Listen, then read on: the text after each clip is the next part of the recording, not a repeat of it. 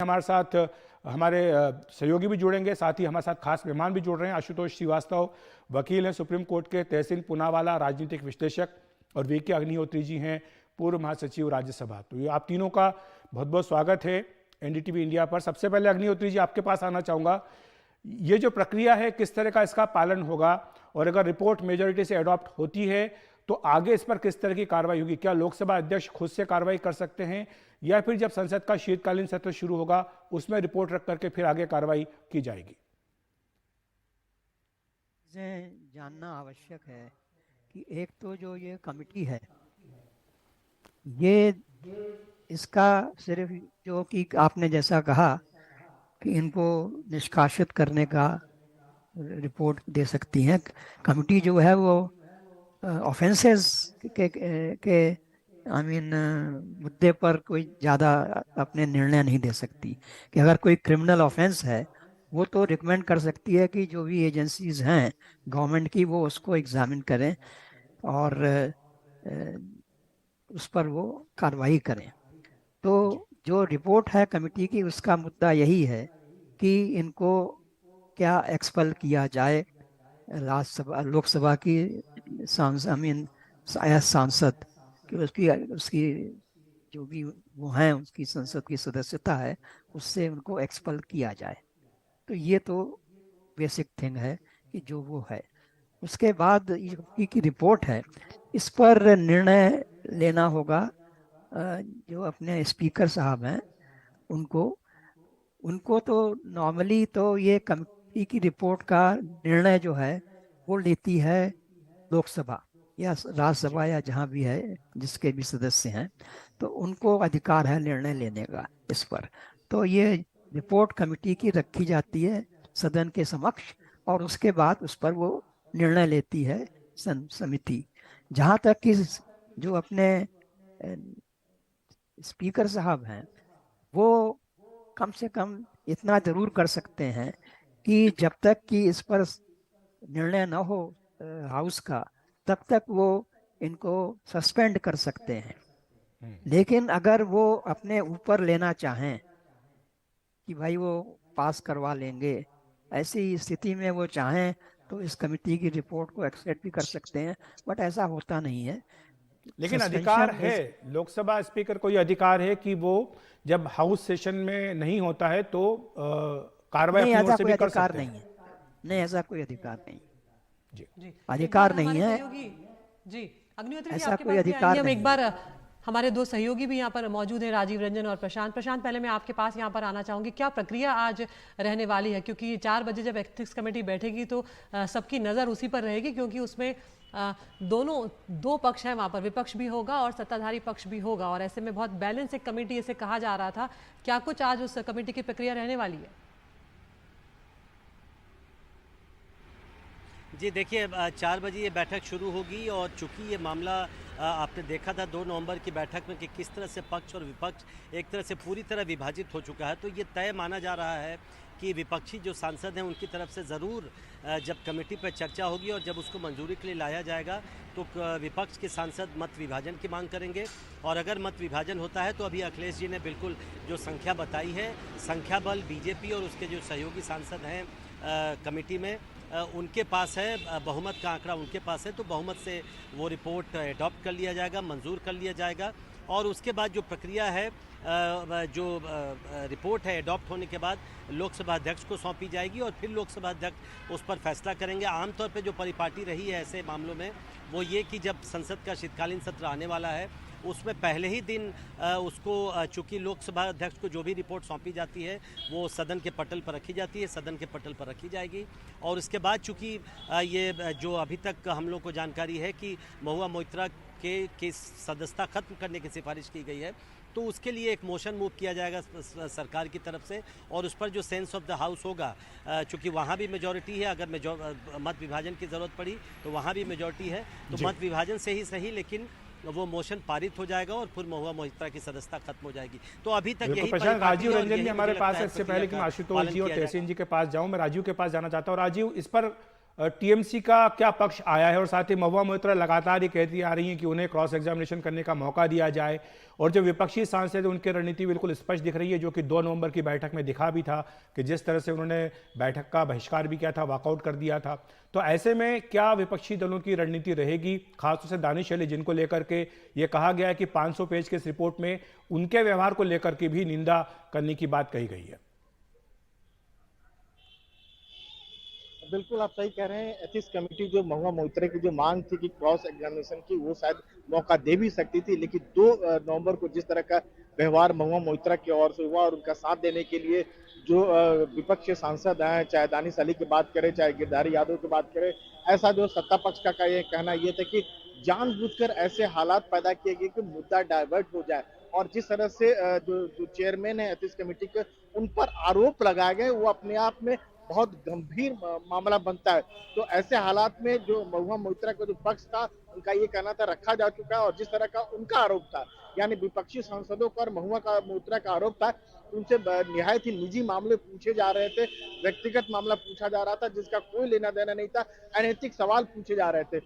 वहीं चेयरमैन का ये कहना था कि जो हलफनामा दिया गया है, दर्शन हीरानंदानी की तरफ से हलफनामा दिया गया, उसी बारे में सवाल कर रहे थे, उनका पक्ष जानना चाह रहे थे, और उसके बाद जो है महुआ मोइत्रा और उनके साथ विपक्षी सांसदों ने हंगामा कर दिया, तो जिरह का सवाल ही नहीं पैदा होता। विपक्ष के सांसद आज जरूर आएंगे, दानिश अली वगैरह सब आएंगे, जरूर आएंगे। उनका ये कहना है कि बहुमत के बल पर उनकी आवाज को दबाया जा रहा है, उनको अपनी बात रखने को मौका नहीं दिया जा रहा है। आज भी उम्मीद करनी चाहिए हंगामा होगी, और जैसे ही मोशन अडॉप्ट किया जाएगा कि महुआ मोइत्रा की सदस्यता रद्द करने की सिफारिश की जा रही है एथिक्स कमेटी की ओर से, विपक्ष के सांसद हंगामा जरूर करेंगे, पिछली बार की तरह हंगामा जरूर करेंगे।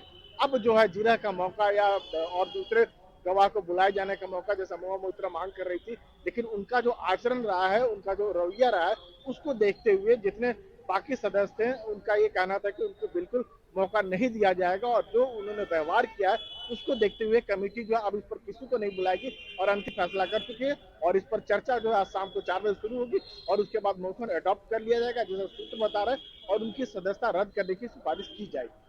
जी बिल्कुल राजीव और प्रशांत, आपके पास हम आते रहेंगे अपडेट के लिए। तहसीन, यहाँ पर 2 बातें हैं। एक तरफ महुआ मोइत्रा जो है उन्होंने ये बात मानी है कि उन्होंने अपना लॉगिन पासवर्ड जो है वो शेयर किया था, और दूसरी तरफ जब वो एथिक्स कमेटी के सामने पेश हुई हैं उसके बाद उन्होंने जो अध्यक्ष हैं एथिक्स कमेटी के विनोद सोनकर, उनको लेकर शिकायत तक की है, उनके आचरण को लेकर चीर हरण तक की बात कही, और ये कहा कि उनको पक्ष ठीक से रखने नहीं दिया गया।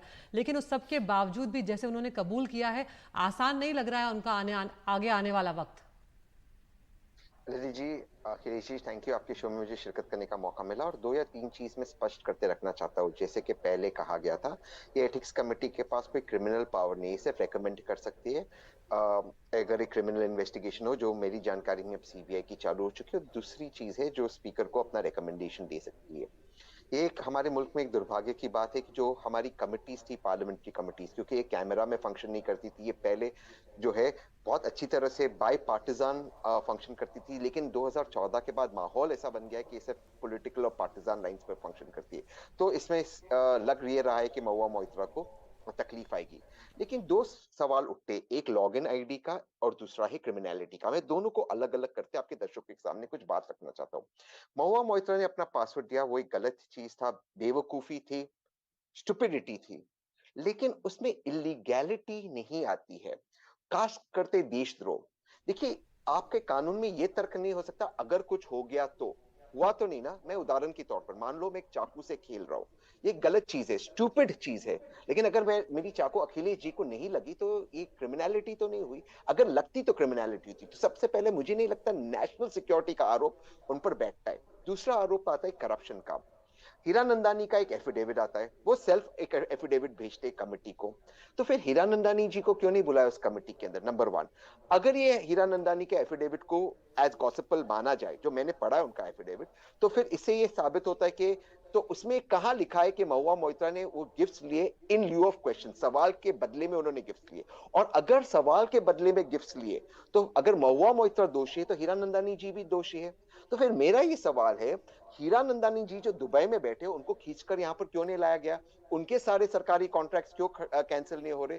मैं महुआ मोइत्रा को डिफेंड नहीं कर रहा हूं, मैं समझता हूँ महुआ मोइत्रा ने जो किया वो गलत था, वो स्टूपिड था, लेकिन क्रिमिनलिटी कहां से आती है? वो एफिडेविट के अंदर भी हीरानंदानी ये नहीं कहती समझते कि मैंने वो गिफ्ट उनको सवाल पूछने के बदले में जी। दिए, क्योंकि अगर सवाल पूछने के बदले में दिए, मैं दोबारा कहता हूं, तो हीरानंदानी उससे बड़ा आरोपी है। क्या वो दूध पीते बच्चे थे कि उनको पता नहीं वो क्या कर रहे हैं? बिल्कुल, तो जो तर्क आप दे रहे हैं एक मंझे हुए वकील की तरह तहसीन पुनावाला, लगता है कि बात जो है बाद में अदालत में भी जाएगी। आशुतोष जी हमारे साथ हैं, सुप्रीम कोर्ट में वकील हैं। आशुतोष जी, ये जो बातें हैं, हमने देखा था 2005 का जब मामला सामने आया था, जब 11 सांसदों की सदस्यता गई थी इसीलिए कि उन्होंने कैमरे पर घूस ली थी सवाल पूछने के लिए, तो बाद में मामला कोर्ट तक गया था और सुप्रीम कोर्ट ने इस पर जो फैसला था उनकी सदस्यता छीनने का वो सही ठहराया था। ये माना जा रहा है कि इस मामले में भी बाद में महुआ मोइत्रा अदालत की शरण लेंगी। तो ऐसे में ये जो दलीलें तहसीन दे रहे हैं, उनके एक तरह से जो हो सकती है कि उनके पक्ष में ये दलीलें दी जाएं, इन पर क्या जवाब हो सकता है? देखिए, इस तरीके की दलीलें जो है 2005 में भी दी गई थी, ये जो है स्टुपिडिटी है और ये कोई गलत नहीं है। ये इसमें कोई रूल डिफाइंड नहीं।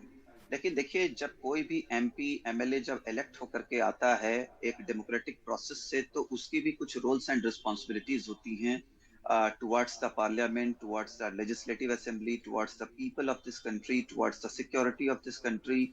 अब ये कहना कि कुछ हुआ तो नहीं, अरे तो जब कुछ हो जाएगा तभी एक्शन जो है लिया जाएगा। यहाँ पे कंडक्ट की बात हो रही है। उन्होंने कहा कोई चाकू लेके खेल रहा है, उससे किसी को नहीं लगा, तब तक के लिए वो सब सही है, ऐसा नहीं है। यहाँ पे कंडक्ट की बात आती है। अगर वो चाकू किसी को लग जाएगा तब तो क्राइम हो जाएगा, तब तो वो क्रिमिनल एक्शन में सीधा सीधा आएगा। जहां तक क्रिमिनलिटी की बात है, तो वो जो करप्शन की बात है उसको क्रिमिनलिटी में पकड़ा जा रहा है। और ये तो महुआ जी ने खुद कहा था कि ये जो इन्वेस्टिगेशन है क्रिमिनल पार्ट का, ये जो है अथॉरिटीज का पार्ट है, तो वो उसको कहाँ डिनाई किया जा रहा है? वो तो अथॉरिटीज इन्वेस्टिगेट करेंगी ही ना कि कितना करप्शन हुआ, क्या पैसा लिया गया या नहीं लिया गया, क्या ट्रेल था मनी का, या क्या गिफ्ट्स लिए गए, उसके बदले में क्या क्वेश्चंस पूछा गया, और किस तरीके से जो है करप्शन को बढ़ावा दिया गया पार्लियामेंट के अंदर। ये तो सवाल आने ही वाले हैं। ये तो क्रिमिनल पार्ट तो ये तो है ही, इस पे कोई डिनायल नहीं है। जहां तक एथिक्स का सवाल है, तो एथिकल जो पार्ट है वो 2005 में भी जब स्टिंग ऑपरेशन हुआ था, कोबरा जो ये है एजेंसी है, उसने जब ये किया था, तो उन्होंने सारी बातों को जब सामने रखा, तो उसी तरीके से जो रूल्स बनाए गए हैं एथिक्स कमेटी के, जैसे 233 जो रूल नंबर है, उसके हिसाब से कोई भी मेंबर या व्यक्ति वैसा कंप्लेंट फाइल कर सकता है स्पीकर के पास, और स्पीकर जो है उसके बाद उसको चेयरमैन को देंगे एथिक्स कमेटी को फर्दर इन्वेस्टिगेशन करने के लिए। और जो बाद में जो हमारा 316 का जो रूल है, ABCDE सब बनाए गए हैं उसके अंदर, तो 316 के हिसाब से एक कमेटी कॉन्स्टिट्यूट होती है जिसमें मैक्सिमम 15 मेंबर होते हैं, और वो चेयरमैन जो है उसको प्लेस करता है इन्वेस्टिगेशन के लिए, और इन्वेस्टिगेशन के बाद जो है वो एक रिपोर्ट बना करके स्पीकर को देता है, और स्पीकर उस रिपोर्ट को जो है he can place before the house, तो हाउस के सामने रखा जाता है फर्दर डिसीजन के लिए, और उसके ऊपर चर्चा भी होती है। और आशुतोष जी, बिल्कुल ये प्रक्रिया पूरी है, इसको हम समझेंगे, तो, और तहसीन भी आपका जवाब देना चाहते हैं। तहसीन, हम आपके पास भी आएंगे, लेकिन एक छोटा सा ब्रेक ले रहे हैं। आप तीनों हमारे साथ बने रहिए।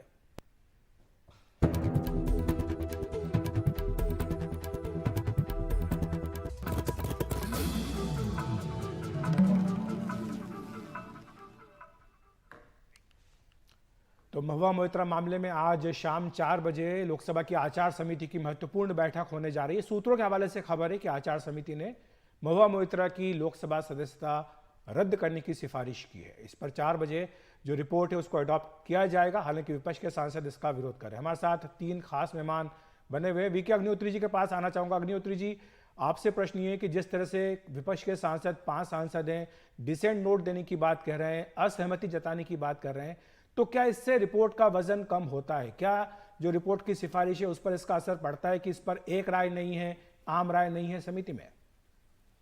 ये लोकतंत्र है जो कि वोट पर चलता है। तो कमेटी की रिपोर्ट भी बहुमत से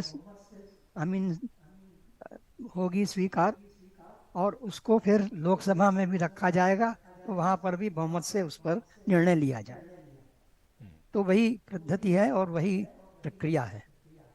तो उसका कोई वेट से कोई फर्क नहीं पड़ेगा। जब वो लोकसभा में जाएगी तो वहाँ भी जो बहुमत है उसी के हिसाब से उस पर निर्णय लिया जाएगा। जी, यहाँ पर अग्निहोत्री साहब एक सवाल और है कि अगर ये बात साबित हो भी जाती है कि उन्होंने लॉगिन पासवर्ड दिया था लेकिन अगर ये बात साबित नहीं हो पाती है कि क्या उन्होंने रिश्वत ली थी या नहीं ली थी उस मामले में, तब क्या ये मामला थोड़ा बदल जाएगा कार्रवाई के तौर पर? नहीं, ये तो सब कानूनी कार्रवाई है, ये सब लोकसभा के उसमें नहीं आती। उन्होंने तो इसको दो चीज़ें बोली हैं। एक तो कहा है इट इज़ ए प्रिविलेज का इशू है, it is a violation of the privilege and it is contempt of the house. तो उस पर ये चल रहा है। तो उसके लिए अब जो भी हाउस का निर्णय होगा उस पर कोर्ट का कोई अधिकार नहीं है उस पर इंटरफियर करने का। लेकिन जो उनके खिलाफ जो कानूनी कार्रवाई होगी उसमें कोर्ट इंटरफियर कर सकता है। बिल्कुल, जैसा कि 2005 के मामले में भी हुआ था। तहसीन पूनावाला जी, आप ब्रेक में जाने से पहले आशुतोष जी की बात पर कुछ कहना चाह रहे थे। दो चीज कहना चाहता हूँ। एक तो मैं आशुतोष जी को थैंक यू कहना चाहता हूँ, उन्होंने जो मेरी राष्ट्र सुरक्षा और चाकू वाली बात है उसको इन्होंने इंडोर्स किया, तो वो बात ठीक है कि अगर कुछ होगा तब क्रिमिनलिटी होगी। लेकिन जो दूसरी बात है क्रिमिनलिटी करप्शन की, फिर मैं आता हूँ एथिक्स पर। इस बात में अगर हीना नंदानी जी के एफिडेविट को गॉसिपल माना जाए, उसको सच्चा माना जाए, तो उसी एफिडेविट में वे नहीं लिखते कि जो गिफ्ट दिए उन्होंने वो इन ल्यू ऑफ क्वेश्चंस दिए। अगर उसको उस तरह से माना जाए तो हीरानंदानी जी भी गिल्टी है, तो आशुतोष जी मानेंगे, क्योंकि हमारे देश में रिश्वत देना और लेना दोनों जुर्म है, तो हीरानंदानी जी पर भी कार्रवाई होगी। ये पहली बात है। दूसरी बात, तो ये सेल्फ इंडाइक्टिंग एफिडेविट नहीं है। दूसरी बात, मैं मानता हूं कि ये कमिटी, और यहां पर मैं अग्निहोत्री साहब से थोड़ा सा डिफर करता हूं, मैं उनकी बहुत रिस्पेक्ट करता हूं अग्निहोत्री सर से, कोर्ट प्रोसीडिंग्स में भी इंटरफेयर कर सकती, क्योंकि अब सुप्रीम कोर्ट ने ये चीज तय किया है कि जितने भी पार्लियामेंट्री असेंबलीज के कमिटीज है, ये ट्राइब्यूनल्स है जो फंक्शन करती है अल्टीमेटली अंडर आर्टिकल 21, आर्टिकल 14। तो right to equality, right to free trial क्या कहता है? दो चीज। राइट टू फ्री ट्रायल कहता है कि महुआ मोइत्रा को ये इजाजत दे कि जिसने ये एफिडेविट दी उसको समन करते क्रॉस एग्जामिन करे, ये नहीं मिला है। फ्री ऑफ फेयर ट्रायल का उसका जो राइट है वो वायलेट हुआ है। तो proceedings of the house, not the conclusion of the house, but proceedings के मामले में सुप्रीम कोर्ट इस मामले में भी इंटरफेयर कर सकता है। ये अब एस्टेब्लिश है। चाहे आप महाराष्ट्र असेंबली का मामला देख लो, अरुणाचल का मामला देखो, आप उत्तराखंड का मामला देख लो, कोर्ट ने लगातार उसमें इंटरप्ट करते। कर्नाटका के असेंबली के मामले देखो, कोर्ट ने कहा ये ट्राइब्यूनल्स की नीचे आते। ये एक चीज हुई। एक लास्ट चीज मैं कहना चाहता हूं, मैं दोबारा से कहता हूं, मैं कोई महुआ मोइत्रा का सपोर्टर नहीं हूं, मैं समझता हूं जो उसने किया वो गलत किया, लेकिन मैं सवाल दोबारा से दो सवाल उठाता हूं। एक, उनके एक्स बॉयफ्रेंड जय, वो आज आकर as an officer of the court कहते हैं ये सब उसने रिश्वत ली। अगर वो रिश्वत ली जब वे रिलेशनशिप में थे और देख रहे थे कि उस वक्त मोहतरमा रिश्वत ले रही थी, तो उनका कानूनी कर्तव्य नहीं बनता उस वक्त कंप्लेन करना। दूसरी बात, हीरानंदानी, मैं दोबारा से एक चीज को रिपीट करता, दूध पीते बच्चे थे, कितने सबमिसिव थे कि उसने डोमिनेट किया, डोमिनेट हो गया। आपके पास दिमाग नहीं था? अगर कोई आपको लॉग इन आईडी दे रहा है पार्लियामेंट का, आपके पास दिमाग नहीं है कि आप उसको नहीं ले? अगर कोई आपको लेकिन इसमें तो ये साफ बात है ना, जो हीरानंदानी का एफिडेविट है तहसील, उसमें उन्होंने कहा है कि जो कारोबारी इंटरेस्ट थे, जो सवाल थे, उनका भी ब्यौरा हमने बार बार दिखाया है दर्शकों को। उनमें अधिकांश सवाल वो थे जो उनके कारोबार से जुड़े हुए थे या जो उनके राइवल थे अडानी ग्रुप, उनके खिलाफ सवाल थे। तो एक तरह से उनका अपना बिजनेस इंटरेस्ट सध रहा था, तो उन्हें क्या दिक्कत थी? उनको लॉगिन पासवर्ड दे दिया, जो बात खुद महुआ मोइत्रा कह रही हैं, तो क्या हमने दे दिया तो क्या गलत किया? उन्होंने खुद ये बात मानी हाईकोर्ट में अपने जो एफिडेविट दिया उसके अंदर, और वो एक तरह से सवाल पूछने के लिए एक्सेस दे रही हैं। I agree with you. तो फिर उस बात में अगर वो अपने इंटरेस्ट में करे अडानी ग्रुप के खिलाफ, और मैं अडानी ग्रुप को एक्चुअली सपोर्ट करता हूं, तो फिर इसको खींचकर लाइए ना दुबई से, इसके सारे कॉन्ट्रैक्ट्स कैंसिल कीजिए। डेटा सेंटर उसको उत्तर प्रदेश में दिया है। इसके राष्ट्रवादी पिताजी हीरानंदा, एक लाइन अदिति जी, ये हीरानंदानी जी के राष्ट्रवादी पिताजी सब यूट्यूब पे इंटरव्यू देते फिरते कि मैं सबसे बड़ा राष्ट्रवादी, इतना बड़ा राष्ट्रवादी कि बेटा दुबई में रहता है और देश की इकोनॉमी को गिराने के लिए इस तरह की हरकतें करता है। इसको भी खींच कर लाइए यहाँ, इसका पासपोर्ट सीज कीजिए। मैं महुआ की डिफेंड नहीं कर रहा हूँ, मैं हिपोक्रेसी को एक्सपोज कर रहा हूँ। बिल्कुल ठीक है। यहाँ पर आशुतोष जो बात तहसीन कह रहे हैं कि फ्री और फेयर ट्रायल का जो राइट था उसका वायलेशन यहाँ पर महुआ कहने की बात कह भी रही हैं, और एक तरफ जिस तरह से अग्निहोत्री साहब कह रहे हैं कि यहाँ पर जो अधिकार एथिक्स कमेटी के पास है वो उनके अपने अधिकार है, क्रिमिनल वाला मामला तो बाद में आएगा, लेकिन ये किस तरह आपको बढ़ता हुआ दिख रहा है? देखिए, सबसे पहले तो ये है कि जो ओनस है वो एक मेंबर ऑफ पार्लियामेंट के ऊपर है कि वो डिग्निटी को पार्लियामेंट के मेंटेन करे, और जो है हर तरीके का जो सिस्टम है या सिक्योरिटी इश्यूज है उसको वो डिफेंड करे, नेशनैलिटी को वो पहला प्रायोरिटी दे। जो कोड ऑफ कंडक्ट ऑलरेडी बनाया गया है, अगर चैप्टर 9 देखा जाए तो चैप्टर 9 जो रूल्स बनाए गए हैं उसमें सारे कोड ऑफ कंडक्ट का जिक्र है कि मेंबर ऑफ पार्लियामेंट का कंडक्ट क्या होना चाहिए, कैसा होना चाहिए। ये कहना कि अगर कोई मेंबर ऑफ पार्लियामेंट ने गलती करी है, कोड ऑफ कंडक्ट का वायलेशन किया है, तो इसका मतलब ये नहीं है कि जो दूसरा जो उस कंडक्ट का जो है मिसकंडक्ट का अगर किसी ने फायदा उठाया है तो सारा दोष उसके ऊपर मढ़ दिया जाएगा। ठीक है, उसके ऊपर जो कार्रवाई होनी चाहिए लीगली, अगर उसके ऊपर भी कोई क्राइम बनता है तो उसको देखना एक अलग पार्ट है। लेकिन अभी हम किसी और पर्सन, थर्ड पर्सन के बारे में डिस्कशन नहीं कर रहे हैं। अभी हम डिस्कशन कर रहे हैं मेंबर ऑफ पार्लियामेंट के बारे में।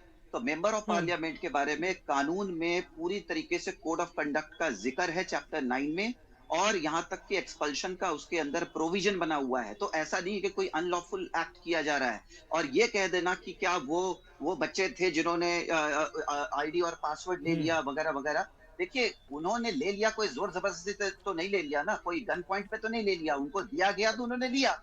लेकिन जो देना है, जो देने का जो पार्ट है आईडी और पासवर्ड, वो कोड ऑफ कंडक्ट के अंदर में आता है। और ये बिल्कुल जो है अनलॉफुल एक्टिविटी है। और भले ही नेशनल सिक्योरिटी अब कितना डैमेज हुआ नहीं हुआ ये आज के डेट में कहना बहुत मुश्किल है। क्या कोई भी व्यक्ति ये एफिडेविट पे लिख के दे सकता है कि आईडी और पासवर्ड देने से कोई सिक्योरिटी को आज तक खतरा नहीं आया है और फ्यूचर में कोई खतरा नहीं आएगा? ऐसा कोई एफिडेविट दे सकता है? There is no guarantee. हमें पता नहीं कि वो आईडी और पासवर्ड का क्या इस्तेमाल अभी तक किया गया, क्या नहीं किया गया। वो एक अलग चैप्टर है, उसका इन्वेस्टिगेशन अलग तौर पे अलग तरीके से होना चाहिए। जहां तक मेंबर ऑफ पार्लियामेंट का सवाल है, तो इस कोड ऑफ कंडक्ट पे अब जब ये रिपोर्ट आएगी 500 पेजेस की जो बन के आ रही है, उस रिपोर्ट में क्या क्या चीजें लिखी हुई हैं, क्या इन्वेस्टिगेशन किया गया। अब जैसे मेरे दोस्त पूनावाला जी, उनकी मैं बहुत इज्जत करता हूं, उन्होंने कहा कि जो है उसमें कहीं पर एफिडेविट में ये नहीं लिखा हुआ है कि उन्होंने करप्शन के लिए पैसा लेकर के सवाल पूछे। तो ये तो तय है ना कि जो पैसे का जो ट्रेल या उन्होंने गिफ्ट्स दिए हैं वो तो एफिडेविट पे वो मान रहे हैं ना, वो तो लिख के दे रहे हैं एफिडेविट में। और साथ में ये तो जब जाहिर है कि क्वेश्चन, समय की कमी है, एक सवाल मैं जाते जाते अग्निहोत्री जी के पास आना चाहूंगा। अग्निहोत्री जी, आपसे एक प्रश्न है, जो बात तहसीन भी उठा रहे हैं और जो बात आशुतोष जी भी कह रहे हैं, क्या आगे चल करके ये अधिकार क्षेत्र के टकराव की बात आएगी? क्या यह हो सकता है कि समिति के पास अधिकार थे या नहीं थे, इसकी जांच भी हो और इसको लेकर के भी चैलेंज किया जाए सुप्रीम कोर्ट में? नहीं, ऐसा है, जो पूनावाला जी ने ट्राइब्यूनल वाली बात करी है, वो ट्राइब्यूनल वाली बात जो है वो चेयरमैन स्पीकर इस तरह के लोगों पर वो अप्लाई होती है, लेकिन हाउस पर वो अप्लाई मेरे समझ में नहीं होती। हाउस का डिसीजन जो है वो उस पर, और कुछ स्पीकर का भी क्षेत्र है, कैसे हाउस को चलाना एक्सेट्रा, उस पर भी कोर्ट नहीं करता। लेकिन जो कुछ हैं अधिकार दिए गए हैं स्पीकर को डिस्क्वालिफिकेशन करने के, वो एज ए ट्राइब्यूनल है, तो उस पर कोर्ट जो है वो जा सकता है। ठीक। अखिलेश, यहाँ पर जो डिस्क्वालीफाई करने की बात आ रही है, अगर ये फैसला एथिक्स कमेटी आज सिफारिश करती है तो लोकसभा स्पीकर किसी भी क्षण अब फैसला ले सकते हैं इसके बाद? ये सवाल हमने अग्निहोत्री जी से भी पूछा था शुरुआत में, तो अग्निहोत्री जी कह रहे हैं कि ये अधिकार नहीं है, लेकिन इन द मीन वाइल जब तक कि सेशन शुरू ना हो, लोकसभा अध्यक्ष अगर चाहे तो उन्हें सस्पेंड कर सकते हैं, और जब सदन शुरू होगा तो पहले ही दिन ये मोशन सरकार की ओर से आ सकता है रिपोर्ट टेबल होने के बाद कि इनको डिस्क्वालीफाई किया जाए। ये देखने की बात होगी कि आज 4 बजे जब बैठक होगी आचार समिति की, तो क्या उसमें रुख रहता है, रिपोर्ट को किस तरह से अडॉप्ट किया जाता है, विपक्ष के सांसद क्या कहते हैं। बहरहाल आशुतोष जी, तहसीन जी और अग्निहोत्री साहब, आप तीनों का बहुत बहुत शुक्रिया हमारे साथ जुड़ने के लिए, विस्तार से इस मुद्दे को समझाने के लिए।